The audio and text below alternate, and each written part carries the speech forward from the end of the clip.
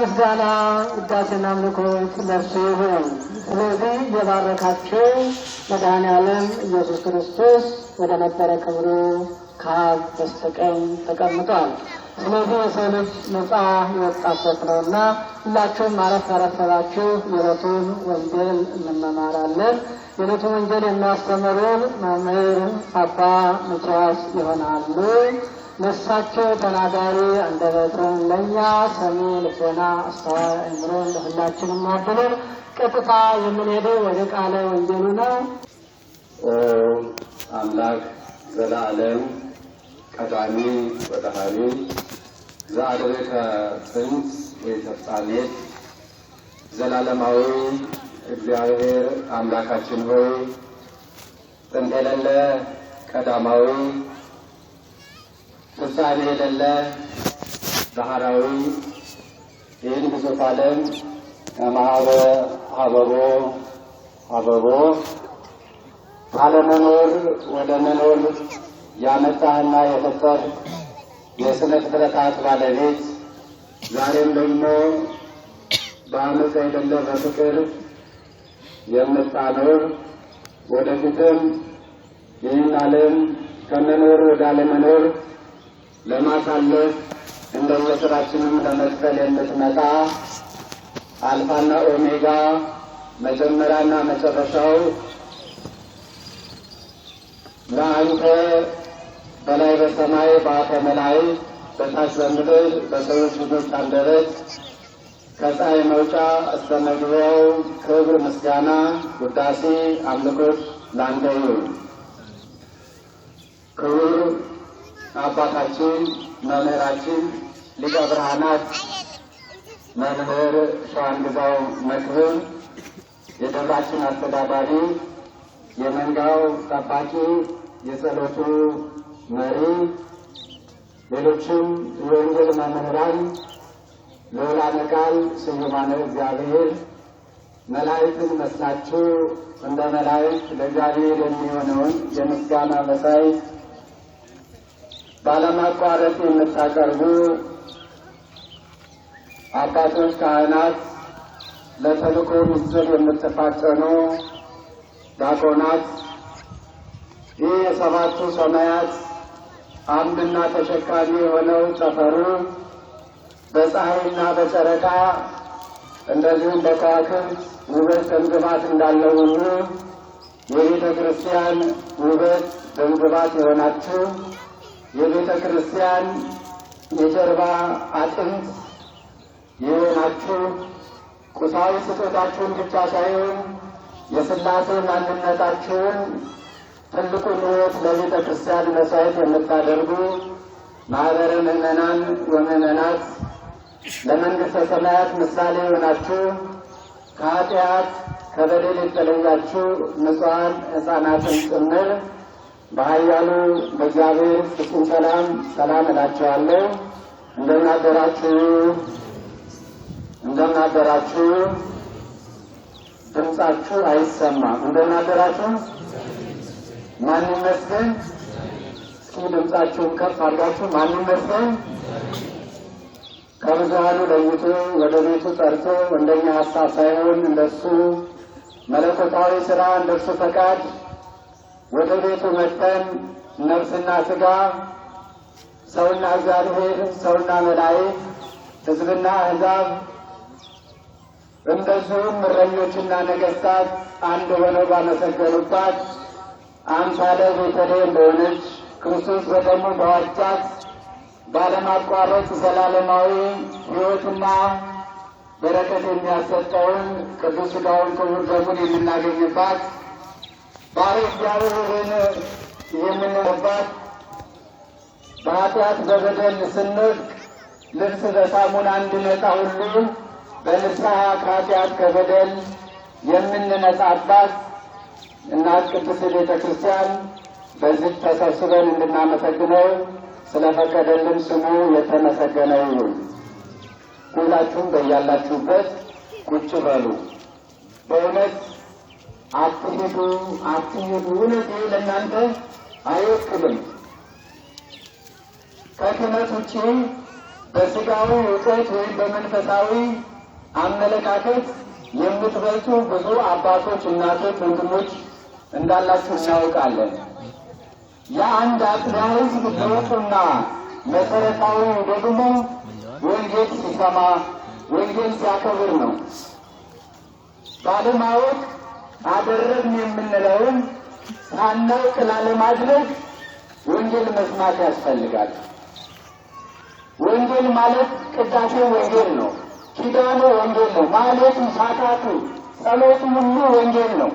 ወንጌል ካላወቅ ሳታቱ አልገባንም ማለት ነው። ወንጌል ቅዳሴው አልገባንም።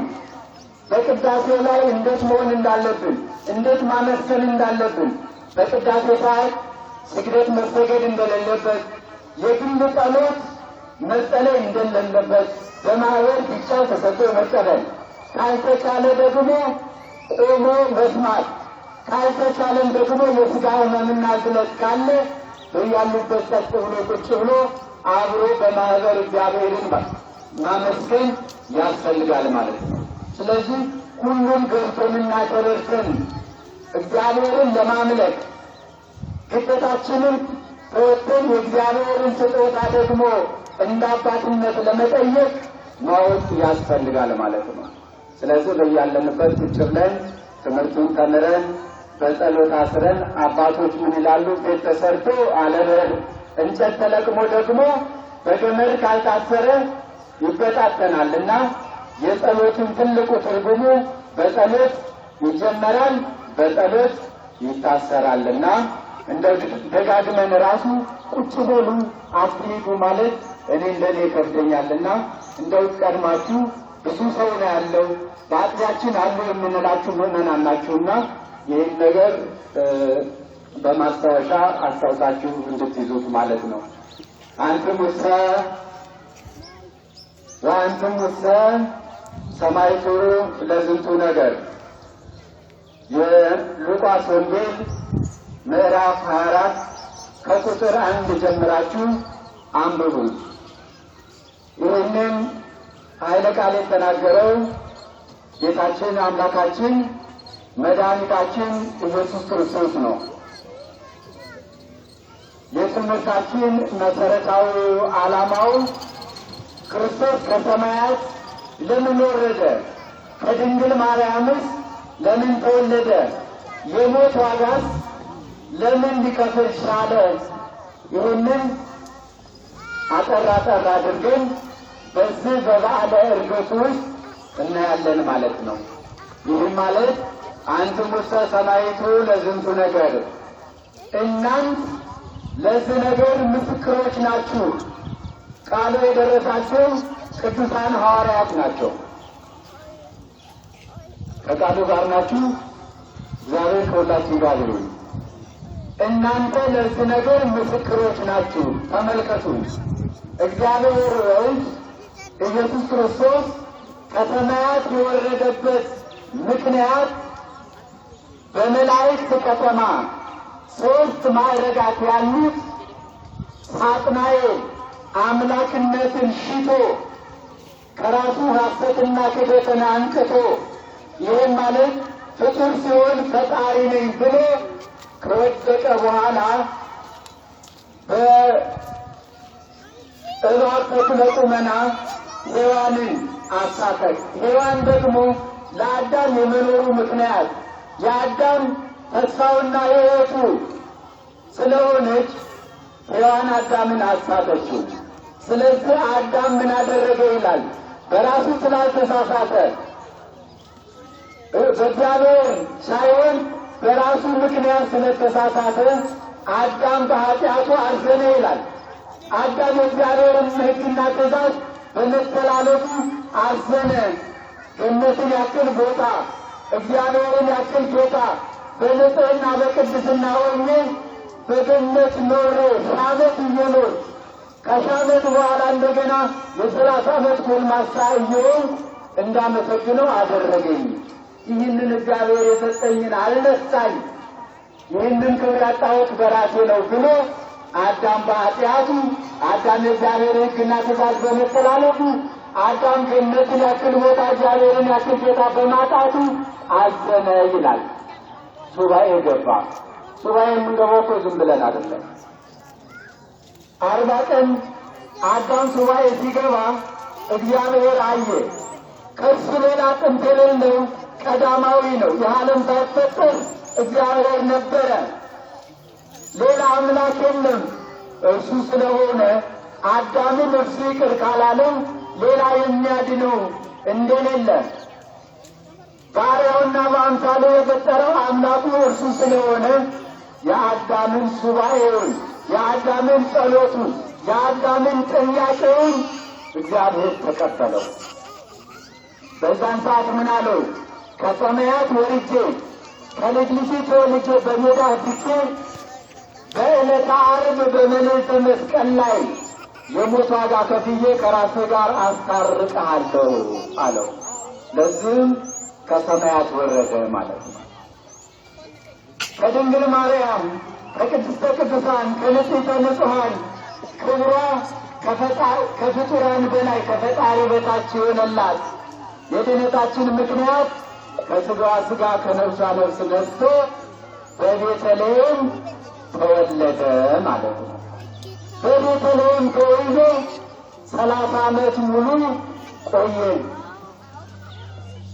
ሕገ መጽሐፋዊና ሕገ ጠባዊ እየፈጸመ ለእናትና ለዘመዶቹ እየታዘዘ አዳምን የ30 ዓመት ጎልማሳ አድርጎ ከእህቱ ምድር የፈጠረ እግዚአብሔር ሔዋንን የ30 ዓመት ንግሥት አድርጎ ከአዳም ጎን የፈጠረ እግዚአብሔር ጽማ እስራኤልን የሚያበርደዋ ከዓለት ላይ ያፈለቀ እግዚአብሔር ጽማ ሶምሶንን ያበረደዋ ከመንፈቀ አድ ያስገኘ እግዚአብሔር በአንድ ጊዜ የ30 ዓመት ጎልማሳ የ100 ዓመት ጎልማሳ መሆን ሲችል የሰውን ባህሪ ስላደረገ በድንግል ማርያም ማኅፀን 9 ወር ከ5 ቀን ቆይቶ ከሥጋዋ ሥጋ ከነፍሷ ነፍስ ነስቶ ፍጹም አምላክ ፍጹም ሰው ሆኖ ተወለደ ማለት ነው።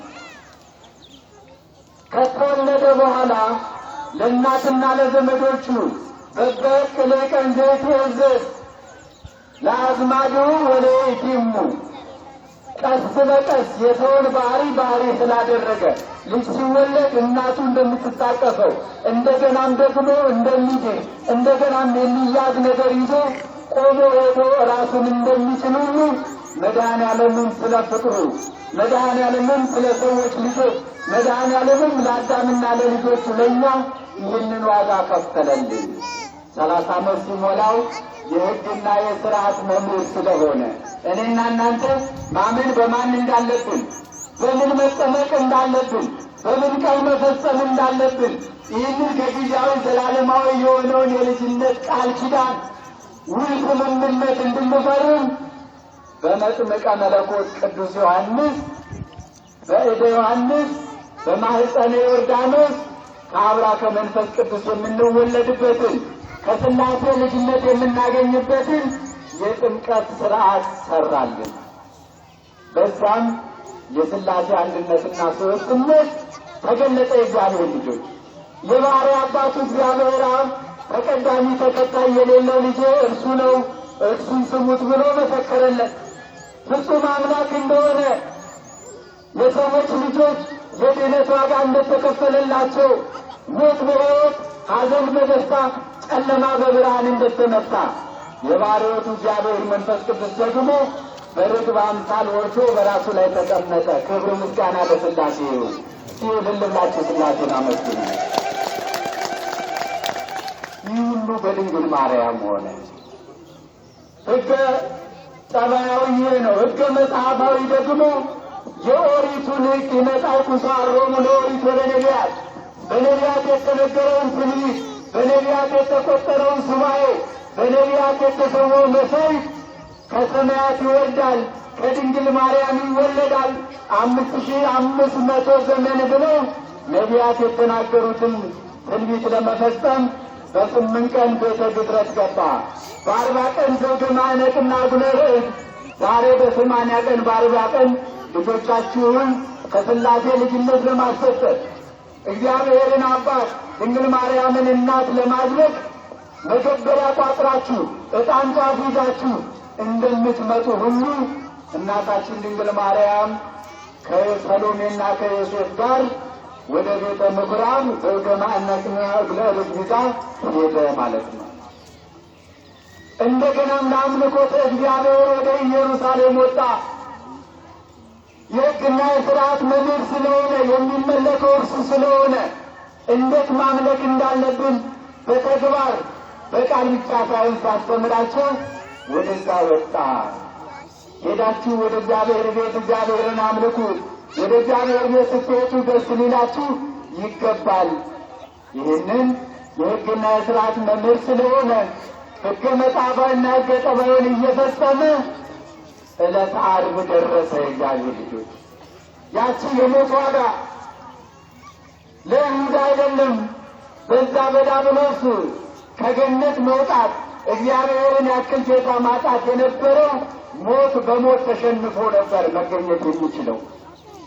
በዕለተ ዓርብ ስለኛ በደልና ኃጢአት በ8ቱ ማኅበራነ አይሁድ በእሁድ ለምጻም አነጻ፣ ጎባጣ አቀና፣ ጥቂቱን አብዝቶ ለብዙዎች መግቦ ከፊታቸው አስረፍርፎ አስነሳ። ያም አምላክ ነኝ ይላል፣ ወልድ አምላክ ነኝ ይላል።